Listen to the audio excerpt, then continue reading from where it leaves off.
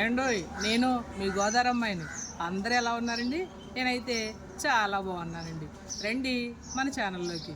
ఈరోజు మనం గోదావరి స్టైల్లో గోంగూర, ఎండ్రాయిలు, నువ్వుపప్పు వేసి ఎలా గోంగూర కర్రీ వండుకుందామో చూద్దాం. మరి రండి మన ఛానల్లోకి.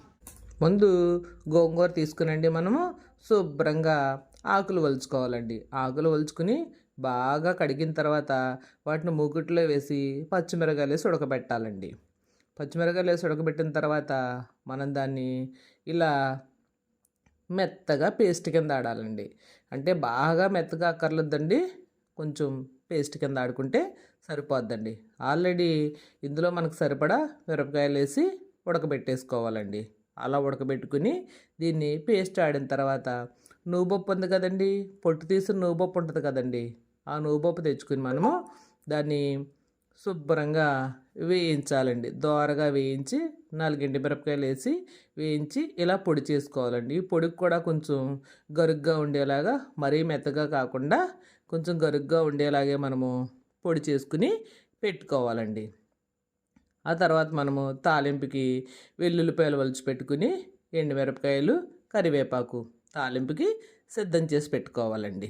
సిద్ధం చేసి పెట్టుకున్న తర్వాత చింతపండు, ఒక చిన్న నిమ్మకాయంత చింతపండుని నానబెట్టి పెట్టుకోవాలండి. ఎండ్రాయిలండి, ఎండ్రాయిలు మనం శుభ్రంగా కడిగి పక్కన పెట్టుకోవాలండి. మనకు సరిపడిన ఎండ్రాయిలు ఎక్కువ వేసుకుంటేనే ఈ కూర చాలా టేస్ట్గా ఉంటుందండి. ముందుగా పొయ్యి వెలిగించుకుని మనం బాండీలో నూనె వేసుకుని పెట్టుకోవాలండి. నూనె బాగా కాగిన తర్వాత మనము అందులో ఇప్పుడు ఫస్ట్ వెల్లుల్లిపాయలు వేయాలండి. వెల్లుల్లిపాయలు కొంచెం దోరగా, అంటే వెల్లుల్లిపాయ వల్ల కూర ఎంత రుచి వస్తుందో మీ అందరికీ తెలుసు కదండి. అవి కొంచెం దోరగా వేగిన తర్వాత అందులో మనం వెంటనే ఎండ్రాయిలు వేసుకోవాలండి. మనము కడిగి పెట్టుకున్న ఎండ్రాయిలు ఉన్నాయి కదండి, శుభ్రంగా వాటిని అందులో వేయించుకుని ఎండ్రాయిల్ని కూడా మనము పచ్చి వాసన పోయే వరకు, ఎండ్రాయిల్ని బాగా పచ్చి వాసన పోయే వరకు శుభ్రంగా వేయించుకోవాలండి. ఎందుకంటే ఈ కర్రీ ఉడకడానికి ఇప్పుడు ప్రాసెస్ చాలా ముఖ్యమండి. గోంగూర ఆల్రెడీ ఉడకబెట్టి ఉంచేసాము, మనం నువ్వుపప్పు వేయించి పొడి చేసి ఉంచేసాం.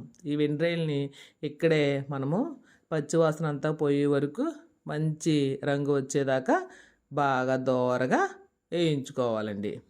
అవి కూడా బాగా వేగిన తర్వాత మనం అందులోనే తాలింపుకి పెట్టుకున్న కరివేపాకు, ఎండుమిరపకాయలని కూడా వేసి బాగా వేయించుకోవాలండి. అన్నీ మంచి రంగు వచ్చే వరకు, పచ్చివాసన అంతా పోయే వరకు వేయించుకోవాలండి. అవన్నీ వేయించుకున్న తర్వాత మనం ఆల్రెడీ ఉడకబెట్టి పేస్ట్ చేసి పెట్టుకున్నటువంటి గోంగూర ఉంది కదండి, ఆ గోంగూరని ఇప్పుడు మనము అందులో వేసుకుని బాగా కలిపి కొంచెం సేపు అది కూడా వేగనివ్వాలండి. వాటితో పాటు వేగిన తర్వాత మనం ఆల్రెడీ చింతపండు నానబెట్టుకున్నాం కదండి, ఆ చింతపండుని శుభ్రంగా బాగా పిసికి అందులో పులుసుని వడకట్టి పోసుకోవాలండి. సరిపడినంత పులుసు, అంటే మనం కూర చిక్కగా ఉండాలా, కొంచెం గట్టిగా ఉండాలా, మీ ఇష్టాన్ని బట్టి కొంచెం పులుసు పోసుకోవాలండి.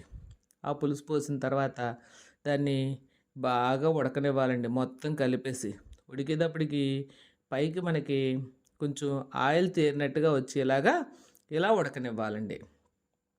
ఇలా అంతా బాగా ఉడికిన తర్వాత దీంట్లో ఇప్పుడు మనం రుచికి సరిపడగా ఉప్పు వేసుకోవాలండి. సరిపడగా ఉప్పు వేసుకుని బాగా కలిపిన తర్వాత నువ్వు పొడి ఉంది కదండి, మనం ఆల్రెడీ ఆడి పెట్టుకున్నటువంటి నువ్వు పొడి, ఆ నువ్వు పొడిని కూడా వేసుకుని మొత్తం అంతా కలిసేలాగా బాగా కలుపుకోవాలండి.